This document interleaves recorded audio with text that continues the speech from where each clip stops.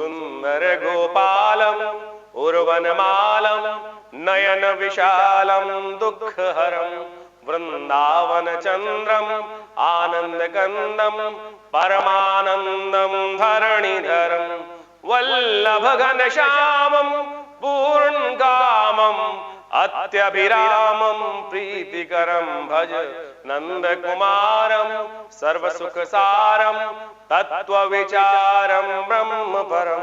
नमस्कार, स्वागत है आपका आचार्य वाणी में। मैं आचार्य डॉक्टर विक्रमादित्य आपके साथ हूँ। 4 सितंबर को ग्रहों का योग दिखाता है कि उस दिन पंचमी है और विशेष तौर पर भाद्रपद मास की पंचमी है और उस दिन शुक्र भी मार्गी हो रहे हैं। सुबह 6:31 पर शुक्र मार्गी होंगे और ये आपके लिए बड़ी शुभ सूचना लेके आएंगे। आपके मित्रों से, आपके सहयोगियों से, आपके परिवार के सदस्यों से आपको कुछ अच्छा सा रास्ता बनने के योग हो सकते हैं और हो सकता है कुछ लोग आपके विमुख चल रहे हो तो वो भी आपके साथ आने के योग बन सकते हैं। आपको कोशिश ये करनी चाहिए कि अपने जीवन साथी का साथ देने का प्रयास करना चाहिए, उनका विरोध नहीं करना चाहिए। वो आपके जीवन में उन्नति का मार्ग प्रशस्त कर सकते हैं बहुत सुंदर तरीके से। शुक्र का मार्गी होना ये साफ साफ दिखाता है कि आपके जीवन साथी जो है वो आपके लिए बहुत अच्छा योग बनाते दिखाई दे रहे हैं। आपके सहयोग में, आपके कार्यों में सहयोग करने का अवसर प्रदान कर सकते हैं। ऐसे में आपको पूर्ण लाभ के लिए माँ विशेष तौर पर शिव के मंदिर में और भगवती पार्वती के मंदिर में जाकर उनको लाल जो पुष्प है वो अर्पित करने का प्रयास करना चाहिए, पूजन करना चाहिए। उससे जीवन में उन्नति के योग और बढ़िया बनेंगे। वहीं 5 तारीख यदि हम बात करें तो ग्रह नक्षत्रों को देखते हुए, पंचांग को देखते हुए उस दिन की तिथि जो है वो षष्ठी तिथि है। भाद्रपद मास की कृष्ण पक्ष की षष्ठी तिथि, मंगलवार का अवसर। और ग्रहों का योगायोग आपके लिए आगे बढ़ने के मार्ग प्रशस्त करेगा, आगे बढ़ने के अवसर तो देगा, लेकिन साथ साथ जितना आगे बढ़ने का प्रयास करोगे साथ साथ कोई टांग पीछे खींचने का भी प्रयास करता रहेगा। तो आप ध्यान रखिएगा, सेहत का भी ध्यान रखने की जरूरत है, आपको खासतौर पर ध्यान रखिएगा। सुबह का समय सेहत के लिए थोड़ा भारी दिखाई देता है और उसके बाद आगे आने वाले समय में लाभ के योग बन जाएंगे। चावल का दान करना और विशेष तौर पर महामृत्युंजय मंत्र का जप करना, भगवान शंकर का महामृत्युंजय मंत्र का जप करते हुए अभिषेक करना, ये अच्छा उपाय है। इसको करने का आपको प्रयास करना चाहिए। बृहस्पति महाराज वक्री हो रहे हैं और बृहस्पति महाराज वक्री होकर ये समझिए आपके लिए शुभ फल प्रदान करने वाले रहेंगे। आपके 12वें भाव में बृहस्पति चल रहे हैं इस वक्त, वहां कहीं ना कहीं धन लाभ के योग तो देते हैं, लेकिन कुछ खर्चे भी, जुर्माने करने के योग लगातार आपके लिए बनाए रखे हुए हैं और पूरी तरह से थोड़े से आपके लिए कुछ शत्रु भी उत्पन्न करने के योग दे रहे हैं। लेकिन इस समय उनके वक्री होने के कारण से थोड़ी सी आपके कार्यों में एक मैं कहूंगा सरलता आने के योग बन सकते हैं। ऐसे में आप कोशिश करें कुछ दिन लगातार उपाय करने का प्रयास कीजिए। एक तो एक बात ध्यान रखनी है आपको कि विशेष तौर पर पीली चीजों का दान करने का प्रयास कीजिए। बृहस्पति महाराज वक्री हैं और लगातार यदि आप कुछ दिन तक पीली चीजों का दान करते रहे, कभी लड्डू, कभी पढ़ाई की पुस्तकें, कभी पीले वस्त्र, कभी चने की दाल गऊ को खिला दी भिगोकर, ये सारे उपाय आपके लिए बड़ा कल्याणकारी रास्ते बनाने वाले हैं। वैसे हम अलग से एक वीडियो भी उपस्थित करेंगे इस सब संबंध में, तो आप सब समझकर उनको अनुसरण करने का प्रयास करेंगे तो बहुत सुंदर रहेगा, आपके लिए कल्याणकारी अवसर बन सकते हैं आने वाले टाइम में। तो इस बात का ध्यान रखें। भद्रा रहेगी शाम को करीब 3:46 के बाद, तो इस बात का ध्यान रखें। उस काल में नए कार्य लेने से बचने का प्रयास करना चाहिए, नए प्रोजेक्ट्स को हाथ में लेने से बचना चाहिए। और अब हम बात कर लेते हैं 7 तारीख की। देखिए 7 और जो विशेष तौर पर 6 और 7 तारीख की हम बात कर रहे हैं, 6 सितंबर और 7 सितंबर जन्माष्टमी का अवसर है। कई लोगों के मन में भ्रांति चल रही है कि इस बार जन्माष्टमी के फिर 2 योग बन गए। देखिए जन्माष्टमी उत्सव जो भी है, हमारी भारतीय संस्कृति में विभिन्न विभिन्न मत उपस्थित हैं और उन सब के अलग अलग आचार्य हुए हैं और उन सब ने अपने अपने अनुसार से अपने मत दिए हैं। तो स्मार्थों के लिए जो विशेष तौर पर जो जन्माष्टमी का अवसर रहता है वो रहता है कि रात्रि में जिस समय में रोहिणी नक्षत्र और अष्टमी का योग बन जाए वो उसको श्रेष्ठ मानते हैं। तो उनके लिए योग बन रहा है कि विशेष तौर पर 6 तारीख के लिए उनका योग है बुधवार के दिन, जो सप्तमी सुबह उदया तिथि है और उसके बाद दोपहर के बाद मध्याह्न में कि अष्टमी का आगमन हो जाएगा और फिर रात्रि में उनको रोहिणी नक्षत्र मिलेगा, तो इसलिए उसको श्रद्धा के साथ मनाते हैं। तो उसके हिसाब से उनके लिए योग बन रहा है। वहीं वैष्णव संप्रदाय जो विष्णु को माने, भगवान विष्णु की उपासना करें, वो समस्त किसी न किसी रूप से वैष्णव माने जाते हैं। वैसे तो शास्त्र की आज्ञा ये है जो कंठी धारण करें, विष्णु का चिन्ह अपने मस्तक पे लगाएं, मंत्र का जाप करें और सात्विकता का पालन करें, तो वो वैष्णव माने जाते हैं। लेकिन आज के कलयुग में जो केवल विष्णु का नाम भी ले रहे हैं वो भी वैष्णव है, भगवान का समस्त आदर्श पालन करने वाले हैं, कोई दिक्कत नहीं है। तो इस बात का ध्यान रखें। तो समस्त क्षेत्र में उस दिन प्रशस्त रूप से दिखाई देता है कि सब लोग श्रद्धा के साथ 7 तारीख को जन्माष्टमी मनाने का योग बन रहा है और उस दिन बड़ी सुंदर तरीके से उदया तिथि के रूप में अष्टमी व्याप्त है।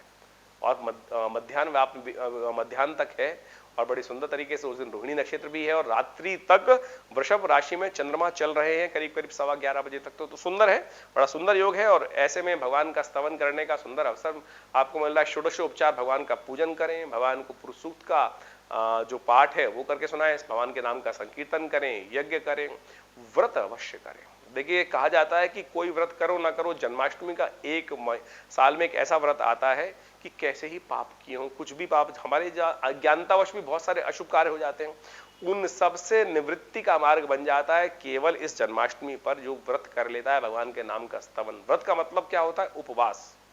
जहां हम वास करते हैं वहां से हटकर भगवान के श्री चरणों में वास करें, उनका ध्यान करते हुए अपने समय को लगाने का प्रयास करें, उनके नाम का संकीर्तन करें, तब तो वास्तविक तौर पर उपवास हुआ और वो कल्याणकारी भी रहेगा। तो समय भी आपके लिए अनुकूल दिखाई देता है हमें थोड़ा सा, तो आज जैसे ग्रहों का परिवर्तन का योग बन रहा है वो आपके लिए, लेकिन थोड़ा ध्यान रखिएगा सेहत के लिए थोड़े ग्रह भारी दिखाई देते हैं, इन सब चीजों का ध्यान रखते हुए कार्य करने की जरूरत है। वैसे आपके लिए ग्रह योग अच्छे बने हुए हैं, आगे बढ़ने के अवसर आपको अच्छे मिल सकते हैं। अच्छा योग बन रहा है, भगवान कृष्ण के नाम का संकीर्तन करें और दोनों दिन आपके लिए अच्छे रहेंगे। 8 तारीख की हम बात कर लेते हैं। 8 तारीख की विशेष तौर पर ग्रहों का योगा योग दिखाता है कि उस दिन नवमी तिथि है भाद्रपद मास के कृष्ण पक्ष की, और ग्रहों का योगा योग आपके लिए बड़ा सुंदर सूचना दे रहा है, अनुकूल बना है और विशेष तौर पर आपके कई कार्यों की सिद्धि होने के अवसर आपको बन सकते हैं। आपकी सरलता से कई कार्यों में आपको आगे कार्य करने में रास्ता बनता दिखाई दे रहा है और कोशिशें करें। आपके जो भी कार्य आप कर रहे हैं उसमें माता जी का, अपनी माँ का आशीर्वाद लेते हुए कार्य करने का प्रयास कीजिए। सुबह सुबह उनके चरण छूइए और देखिए उनका आशीर्वाद लेकर, उनके निमित्त कुछ उनका आशीर्वाद लेकर काम करेंगे तो बहुत सुंदर तरीके से आपको कार्यों में सफलता प्राप्त करने के योग बनेंगे। महालक्ष्मी जी की उपासना करना बड़ा शिष्ट रहेगा। या देवी सर्वभूतेषु लक्ष्मी रूपेण संस्था, नमस्तस्यै नमस्तस्यै नमस्तस्यै नमो नमः, यह आज का सिद्ध मंत्र है, तो इसका जप करते हुए कार्य करें, कल्याण के योग बनेंगे। वहीं 9 सितंबर की यदि हम बात करें तो उस दिन दशमी तिथि है और शनिवार का अवसर है और ग्रहों का योगा योग दिखाता है कि आपको जो भी कार्य कर रहे हैं उसमें थोड़ा सा ध्यान रखते हुए कार्य करने की जरूरत दिखाई देती है, क्योंकि उस दिन भद्रा सुबह 6:21 से विद्यमान हो जाएगी, पूरे दिन व्याप्त रहेगी। तो ऐसे में एक बात का ध्यान रखें कि कोई नया कार्य करने से बचने का प्रयास करना चाहिए।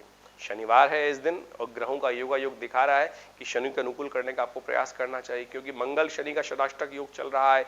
ऐसे में कहीं ना कहीं कुछ मन में कुछ ना कुछ खटपट होने के योग दिखाई देते हैं और अननेसेसरी की क्लैशेस बढ़ सकते हैं। तो इस बात का ध्यान रखते हुए आपको कार्य करने का प्रयास करना चाहिए, अननेसेसरी की विघ्न ना आए, उसके लिए शनि का उपाय करें। शनि का उपाय सबसे श्रेष्ठ आपकी राशि के अनुसार जो बनता है वो भी नोट कर लीजिए। आप सबसे श्रेष्ठ रूप से ये करेंगे, पीपल के पेड़ के पास जाकर एक तिल के तेल का दीपक प्रज्वलित करें और एक काले रंग का धागा पीपल के पेड़ पे बांध दीजिए। ओम प्रांग प्रींग प्रोंग से शनिश्चराय नमः इस मंत्र का जप करते हुए कल्याण होगा। वहीं अब 10 तारीख की बात कर लेते हैं। 10 तारीख का दिन बहुत ही शुभ है। उस दिन एकादशी है, भाद्रपद मास की कृष्ण पक्ष की एकादशी, जिसका नाम अजा एकादशी होता है।